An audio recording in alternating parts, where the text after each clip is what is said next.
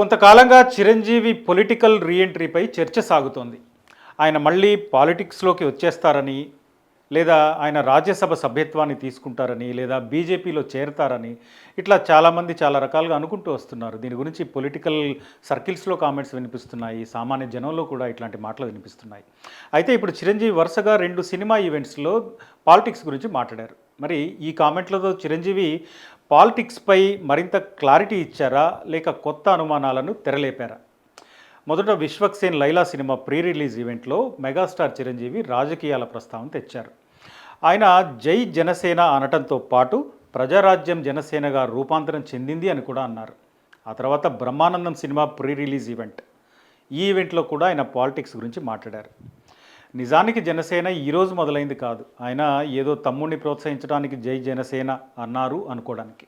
ఎందుకంటే జనసేన ఎప్పుడో 10 ఏళ్ల క్రితం పెట్టిన పార్టీ 2014 నుంచి ఫీల్డ్లో ఉంది. 2014లోనే బీజేపీకి, టీడీపీకి సపోర్ట్ చేసింది. 2019లో ఎన్నికల్లో పోటీ చేసింది. ఒక సీటు గెలుచుకుంది. 2024 ఎన్నికల్లో కూటమిలో భాగమైంది. 21కి 21 సీట్లు గెలుచుకుంది. ఇప్పుడు ఏపీలో పవన్ కళ్యాణ్ అత్యంత కీలకమైన రాజకీయ నాయకుడు. దానితో పాటు ఆయన అక్కడ డిప్యూటీ సీఎం కూడా. ఇక చిరంజీవి సంగతి చూస్తే 2008లో ఆయన పీఆర్పీ పెట్టారు. 2009 ఎన్నికల్లో 18 సీట్లు గెలుచుకున్నారు. 70 లక్షల ఓట్లు, 18 సీట్లు, 16.5% ఓట్ షేర్ సాధించారు. సరే, ఆ తర్వాత కాలంలో ఆ పార్టీ కాంగ్రెస్లో విలీనమైంది. చిరంజీవి కేంద్ర మంత్రి పదవిని తీసుకున్నారు. చిరంజీవి లైఫ్లో కనిపించే పొలిటికల్ ఎపిసోడ్. ఆ తర్వాత మెల్లగా ఆయన పొలిటికల్ వ్యవహారాలకు దూరం జరిగారు. సినిమాలే నా మొదటి ప్రయారిటీ, రాజకీయాలు కాదు అని చెప్పారు. అట్లా అని కాంగ్రెస్ పార్టీ నుంచి దూరమైపోతున్నా అనే స్టేట్మెంట్ ఎక్కడా లేదు. సినిమాలపై ఉన్నంత ఆసక్తి నాకు పాలిటిక్స్పై లేదు అని ఓపెన్గా చెప్పారు అంతే. సో ఇప్పుడు కొంతకాలంగా చిరంజీవి మళ్ళీ వస్తారా అనే చర్చ నడుస్తున్న సమయంలో ఆయన వరుసగా 2 సినిమా వేదికలపై దీని గురించి కొన్ని వ్యాఖ్యలు చేశారు. మొదట 'విశ్వక్సేన్' సినిమా ఈవెంట్లో జై జనసేన అని అనడం, ఆ తర్వాత బ్రహ్మానంద సినిమా ఈవెంట్లో దీనిపై మరింత క్లియర్గా మాట్లాడడం చేశారు. ఈ జన్మంతా రాజకీయాలకు దూరంగా సినిమాలకు దగ్గరగా ఉంటాను అన్నారు. ఈ మధ్య తాను వాళ్ళకి వీళ్ళకి దగ్గరయ్యానని, ఫలానా పార్టీలో చేరతానని అనుకుంటున్నారని, అట్లాంటిది ఏదీ లేదు, తాను కేవలం సినిమాలతో మాత్రమే ఉంటాను అని క్లారిటీ ఇచ్చేశారు. రాజకీయ నాయకులను కలవడం కేవలం అవసరాల కోసం మాత్రమే అన్నారు. తన లక్ష్యాలను సాధించడానికి పవన్ కళ్యాణ్ ఉన్నాడు అని క్లియర్గా చెప్పారు. పాలిటిక్స్కి దూరంగా ఉంటాను, మరిన్ని సినిమాలు చేస్తాను అని స్పష్టంగా చెప్పేశారు. సో చిరంజీవి ఈ విషయం మీద స్పష్టత ఇచ్చేశారు అనుకుంటే అసలు ఈ చర్చ ఎందుకు మొదలైంది? ఈ అనుమానాలకు కారణం ఏంటి అంటే, కొన్నేళ్లుగా బీజేపీ వేదికలపై చిరంజీవికి దక్కుతున్న గౌరవం, ప్రాధాన్యత. గతంలో అల్లూరి సీతారామరాజు జయంతి వేడుకల్లో చిరంజీవికి చాలా ప్రాధాన్యత ఇచ్చింది బీజేపీ. ఆ తర్వాత అయోధ్య రామాలయ వేడుకలకు కూడా ఆహ్వానం వచ్చింది. ఇక పవన్ కళ్యాణ్ ప్రమాణ స్వీకార సమయంలో మోదీ చేసిన హడావుడిని ఎవరూ మర్చిపోలేరు, ఇద్దరు అన్నదమ్ముల్ని చెరొక వైపు పెట్టుకొని. ఆ తర్వాత కిషన్ రెడ్డి నివాసంలో జరిగిన సంక్రాంతి వేడుకలకు కూడా చిరంజీవి హాజరయ్యారు. అదే సమయంలో ఆయనకు పద్మ విభూషణ్ అవార్డు కూడా వచ్చింది. ఇవన్నీ చూస్తుంటే చిరంజీవికి ఇంత స్పేస్ ఇవ్వడం వెనుక కారణం ఏమిటి అనే ప్రశ్న రాకుండా ఉండదు. ఇవన్నీ చూశాక ఆయన ప్రత్యక్షంగా ఎటు రాజకీయాల్లోకి రానంటున్నారు, ఆ విషయం క్లియర్. కానీ పరోక్షంగా రాజకీయాలను ఏమైనా ప్రభావితం చేస్తారా?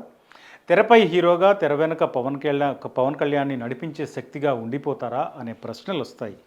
ఇక బీజేపీ సంగతి ఒకసారి చూద్దాం. ఆ పార్టీకి దక్షిణాదిన బలం కావాలి. దక్షిణాదిన ఆ పార్టీ కొరకరాని కొయ్యలా ఉంది. దక్షిణాది జనం చిన్న సందు కూడా ఇవ్వడం లేదు. అలాంటి సమయంలో బీజేపీ ఏపీలో పాగా వేయాలంటే పవన్ కళ్యాణ్ లాంటి నేతని ముందుంచితే ఆ ప్రయత్నం తేలికవుతుంది.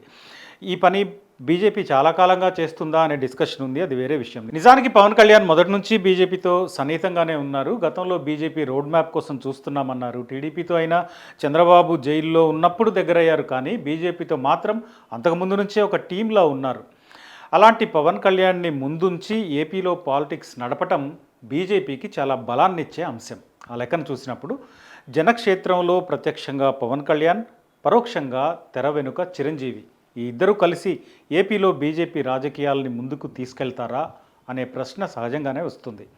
ఇప్పుడు చిరంజీవి జై జనసేన అన్నారు, ప్రజారాజ్యమే జనసేన అని కూడా అన్నారు. జనసేన పార్టీని స్థాపించి 10 ఏళ్లు దాటిన తర్వాత చిరంజీవి మొదటిసారిగా బహిరంగంగా జై జనసేన అన్నారు.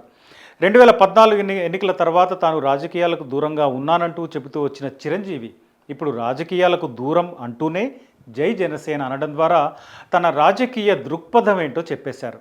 కాంగ్రెస్లో ప్రజారాజ్యాన్ని కలిపిన నాటి నుంచి నిన్నటి దాకా ఆయన కాంగ్రెస్ నేతగానే అడపాదడపా కాంగ్రెస్ నేతలు చెప్తూ వస్తున్నారు. కానీ ఇప్పుడు తాను జై జనసేన అనడం ద్వారా ప్రత్యక్ష రాజకీయాల్లో తన ఆకాంక్షలు నెరవేర్చడానికి తన తమ్ముడు పవన్ కళ్యాణ్ ఉన్నాడు అని చెప్పడం ద్వారా బీజేపీని సమర్థించే సపోర్ట్ చేసే జనసేనకు వెన్నుదన్నుగా ఉంటాను అని చెప్పడం ద్వారా చిరంజీవి తన రాజకీయ దృక్పథాన్ని చెప్పకుండానే చెప్పినట్టయిందని భావించవచ్చు.